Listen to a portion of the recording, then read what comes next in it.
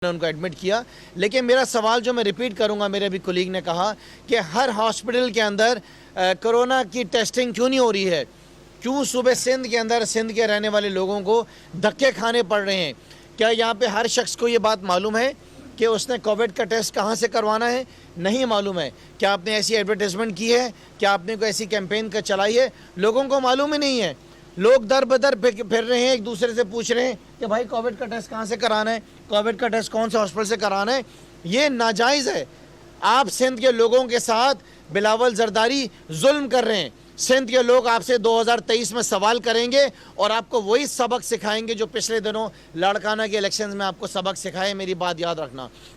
मैं आपसे बात करना चाहूँगा डीएनए टेस्टिंग के ऊपर। डीएनए की टेस्टिंग के ऊपर जो प्लेन क्रैश हुआ है पीआईए का, उसमें लोगों का आपने क्या हशर किया है? आपने लोगों का क्या हाल किया है? रवायकीन जो हैं पूरे पाकिस्तान से घूम फिर के यहाँ पर पहुँच रहे हैं और आज तक धक्के खा रहे हैं। उनके डीएनए टेस्ट मुकम्मल नहीं हुए। आज तक वो कराची यूनिवर्सिटी का नाम लेते हैं कि वहाँ पर हो रहा है, जिसमें आपका कोई रोल नहीं है। 12 साल से आपकी हुकूमत है, 4 दफ़ा इक़्तिदार के अंदर आ गए हैं, लेकिन आज तक आपके पास state of the art DNA testing facility सूबे सिंध के अंदर मौजूद नहीं है। आप कब जागेंगे बिलावल जरदारी, आसिफ जरदारी साहब, कब जागेंगे? हम तो इश्तिहार लगाने लगे भी आपके तीनों के गुमशुदगी के, तीनों रिश्तेदारों के, बिलावल जरदारी, आसिफ जरदारी, अजहर पेशो साहिबा, तीनों गायब हैं। उसके बाद सिविल हॉस्पिटल का जैसे वाक़या आपने पिछले दिनों देखा, आपने जिना हॉस्पिटल में वाक़या देखा, आपके हॉस्पिटल्स के अंदर जो आपके डॉक्टर्स हैं, जो आपका पैरामेडिकल स्टाफ है, उसका जज्बा ख़त्म होता जा रहा है। वो फ्रंट लाइन आपके सोल्जर्स हैं, आप उनको सिक्योरिटी प्रोवाइड कीजिए। आप वहाँ पर रेंजर्स को खड़ा कराइए। कैसे 2-2 मोबाइलें पीछे चीफ मिनिस्टर के घूमती हैं रेंजर्स के? ये मोबाइलें रेंजर्स की, आप रेंजर्स को कहें, उनको एकामात दें, वो जाएंगे। आप पुलिस को ऑर्डर्स दें, पुलिस को बताएं कि उन्होंने जितने भी हॉस्पिटल्स हैं, वहाँ पे जितने भी हमारा स्टाफ है, जितना भी हमारे डॉक्टर्स हैं, उनको 5 स्टार सिक्योरिटी फराहम की जाए। जो हुल्लड़बाजियाँ हॉस्पिटल्स में हो रही हैं, उनकी भी कोई वजूहत हैं, उसको भी एड्रेस करना है। जैसे कि 2 दिन पहले मुझे एक फैमिली मेम्बर की कॉल आई और उन्होंने मुझे बताया कि हमारा जो फैमिली मेम्बर है वो तो बीमार था, 20 दिन से एडमिट था हॉस्पिटल के अंदर, आज उसका इंतकाल हुआ है तो वो कह रहे हैं कि बॉडी नहीं देंगे, वो कोविड पेशेंट था।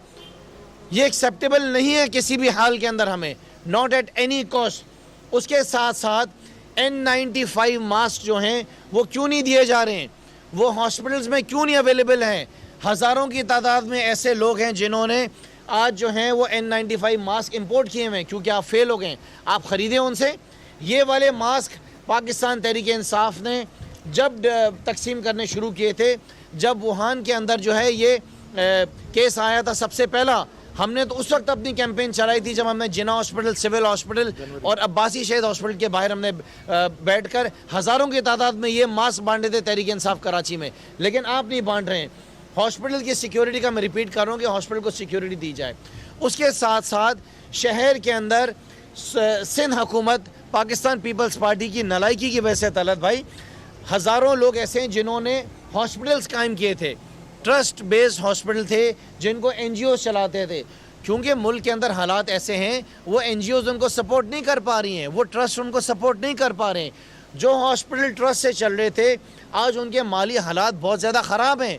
आप उनको सपोर्ट करें, आप उनको फंड्स दें, आप उनको इंटरेस्ट फ्री लोन्स दें, आप उनकी मदद करें। उन हॉस्पिटल्स के अंदर उनको डॉक्टर्स को सैलरीज़ नहीं मिल रही हैं। क्या ये आपकी ज़िम्मेदारी नहीं है कि आपकी नालायकी की वजह से दुनिया में कहीं बाहर जाएं, इतनी बड़ी तादाद के अंदर आपको प्राइवेट हॉस्पिटल्स नहीं मिलेंगे लूटमार के लिए?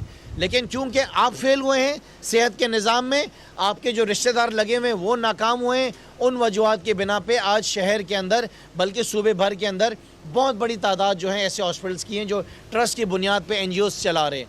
उनको सपोर्ट करना बहुत ज़्यादा ज़रूरी है, उनको लाजिम सपोर्ट किया जाए। बहुत सारी नर्सेज़ हैं जो पिछले 15-20 दिन से एहतजाज कर रही हैं, एहतजाज कर रहे हैं पैरामेडिकल स्टाफ, और ये कह रहे हैं कि अगर खुदा ना खास्ता इस हॉस्पिटल्स के अंदर डिलीवर काम करने के दौरान अगर उनका इंतकाल हो जाता है, वो तो उनको वो पैकेज दिया जाए जो बाकियों को भी दिया जा रहा है, उनकी फैमिली को सपोर्ट किया जाए, क्योंकि they are our front line soldiers. क्यों नहीं उनको वो सपोर्ट किया जा रहा है? वो लाजिम जो है उसको दिया जाए। दूसरी चीज़ जो कि डॉक्टर साहिबा ने कही, मैं रिपीट करूँगा कि ये जो रफ़ाई प्लॉट्स हैं, इन रफ़ाई प्लॉट्स के ऊपर जो गरीब आवाम हैं उनको क्या फैसिलिटी दी जा रही है, उनको किस तरीके से एक रिलीफ दिया जा रहा है, क्या इन रफ़ाई प्लॉट्स के ऊपर जो कि प्राइवेट हॉस्पिटल्स बने हुए हैं उनके ऊपर उन गरीबों से भी वही 15 लाख रुपए एडवांस लिया जाएगा उन गरीबों को, क्योंकि गवर्नमेंट हॉस्पिटल में तो जगह नहीं है, तो उनसे भी 1.5 लाख रुपए पर डे लिया जाएगा। मैं चीफ जस्टिस ऑफ पाकिस्तान से रिक्वेस्ट करूंगा कि इसका नोटिस लिया जाए कि जो रफ़ाई प्लॉट्स हैं जो कि दिया जाते हैं इन प्राइवेट इदारों को, उस पर रूल्स क्या हैं, कानून क्या कहता है कि उनकी मदद किस तरह की जाएगी, वहाँ पे लोगों को जो है किस तरीके से कोई ना कोई फैसिलिटी दी जाएगी, कोई 10% डिस्काउंट, कोई 50% discount, they should be something ना। ऐसा तो नहीं हो सकता कि हर एक को एक ही लिहाज से उसको डील किया जाए। देखें, रियासत की जिम्मेदारी है, ये रियासत है ना, रियासत की जिम्मेदारी है कि इस सूबे के अंदर जो लोग हैं उनको डिलीवर करे, उनकी मदद करे, हॉस्पिटल के अंदर वो दवाइयाँ मौजूद हों, हॉस्पिटल के अंदर डॉक्टर्स को अच्छी सैलरीज दी जाएँ। बकौल डॉक्टर इमरान के, जो कि सीनियर डॉक्टर है, वो बता रहे हैं कि हॉस्पिटल के अंदर इंसुलिन अवेलेबल नहीं है, हॉस्पिटल के अंदर बेसिक मेडिसिन अवेलेबल नहीं है। ये हमारे इन्वेस्टिगेटिव MPAs हैं जो कि हॉस्पिटल्स में जाके मालूमात कर कर आ रहे हैं। ये हालात हैं सूबे सिंध के हॉस्पिटल्स के। तो ECG नहीं हो पा रही है, हार्ट का पेशेंट है, ECG नहीं हो रही है। जिस तरीके से होता ना कि यहाँ भागो वहाँ जाओ, ये सारा कुछ हो रहा है बिलावल जरदारी और आसिफ जरदारी के दौर के अंदर सूबे सिंध के अंदर।